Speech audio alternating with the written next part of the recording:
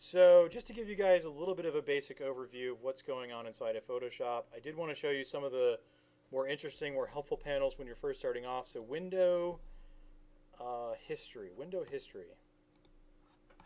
Here is a list of all of the things that I've done. So if I go in here and I delete this layer, and I'll select the layer and I'll click the trash can icon to delete it. Do you want to delete it? Oh, I've got the layer mask selected. Oops. So I'll just delete the layer entirely. So I deleted that layer, and we can see each one of those steps. When I deleted the layer mask, that becomes a step. So I can just click here and go right back to those steps. The history panel will disappear when you close this document. But it is here. It's a nice way of dealing. And you can always just go undo, edit, undo, and edit step forward and backwards. But the history window is kind of a nice way of looking at that. Pretty darn handy. The history window, if you go to Photoshop and then go to your preferences, let's look at some of these preferences. I'm going to start with the history stuff. Where is the history stuff? History log? No. Oh, okay, let's see.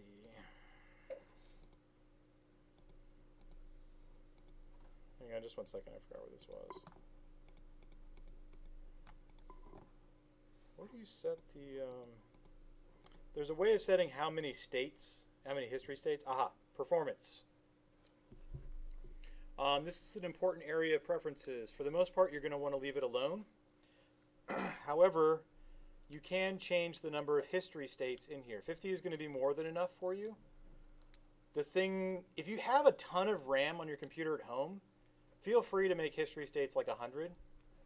However, each history state is like opening that document another time. Every single history state, it creates like a new document of the whole thing.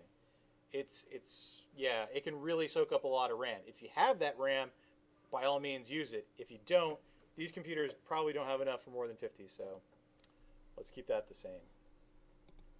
You know, a lot of really similar stuff that we're seeing from Illustrator. If you want to change how this interface looks, you can. You've got some interface options if you like the lighter colors as opposed to the darker colors. I think CS6 used to look like this, and then they sort of went to the darker colors. If you like that more, you can kind of go back in that. Lots of options to kind of go in here and play with. Some of these you're not going to really worry too much about. You could change how the transparency looks. I've never had a reason to change it. But you could make it like red and stuff like that. Grids and guides. I don't really see a lot of options in here that you would really want to worry too much about. Oh, 3D. Photoshop will do 3D stuff, but it needs some help. You might want to check this do not show welcome screen on launch. I hate that welcome screen.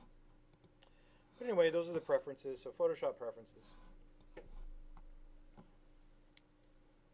I wanted to show you one last quick thing because I know we're kind of starting to get information overload.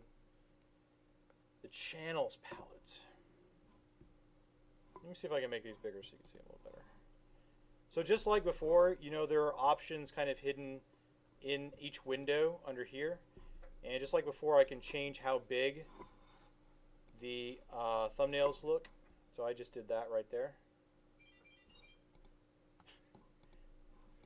and we can start to, oh wait, you know what, one thing I want to change right quick.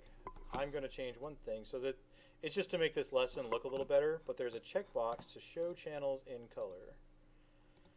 Oh, where are you? Where are you?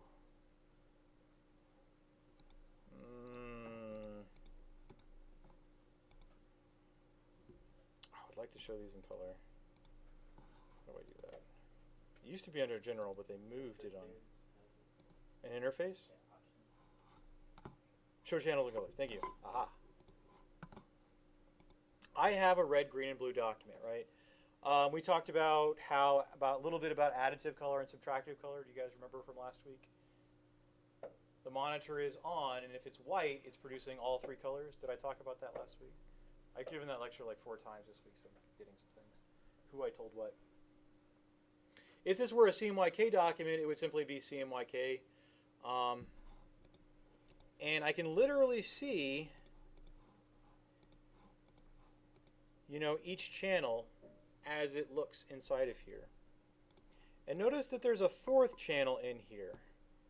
Huh. Fourth channel. The way that masks work, incidentally, is that I talked to you guys about hiding an image as opposed to deleting those pixels.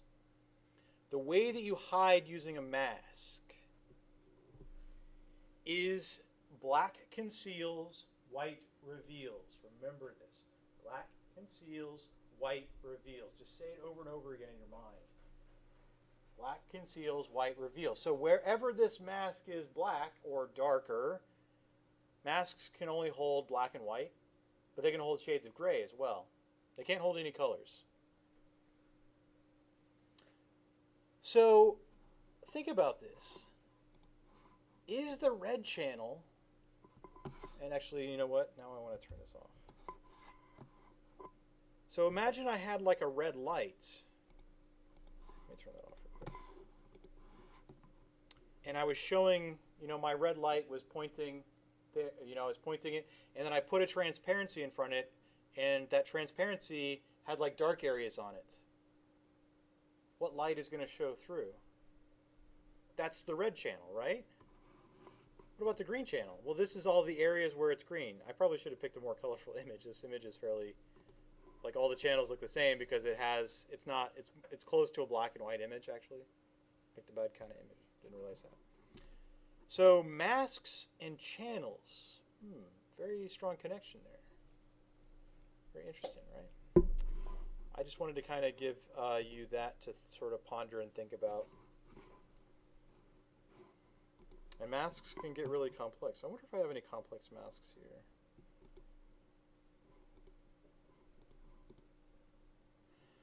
While I'm on this subject, we're going to take a break right now. I'm going to go ahead and stop the video.